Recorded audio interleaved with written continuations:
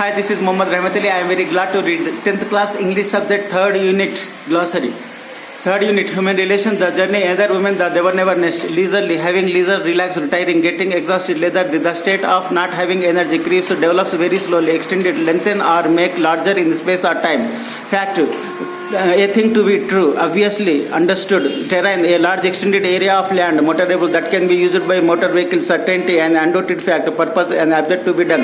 Custom, a particular established way of behaving. Dilly-dallying, taking a long time to do something. Responsibility, the ability to act independent. Debt, to pay something owed. Porter, a person employed to carry luggage. Spare, to give extra time. Shun, to avoid something or somebody. Amusing, causing laugh. Issue, an important subject to discussing. Solution, an answer. Dissuade, to convince somebody not to do something. Crowd, a large number of people gather, came together. Plight, a different situation. Movement, a short period of time. Thirsty, feeling thirsty or dry.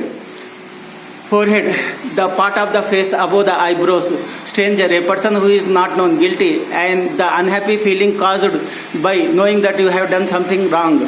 Self-consciousness, feeling of nervousness about what other people think of you. White-collar job, engage in administrative work. Pride, a feeling of elation or self-respect belittled, made seem unimportant. Admiration, respect or pleased, concluded, came to an end. Youth, the vigor or enthusiasm at young age. Hardly, certainly not, bare, uncovered, resembled, hide, a similar to. Wallet, a small flat leather for holding bank notes. Protested, objected, convinced, process of making, agree, reluctantly, unwillingly, contentment, a feeling of happiness. Recede, move back, giant, a great size. Luxurious, extremely comfortable, very, very tired.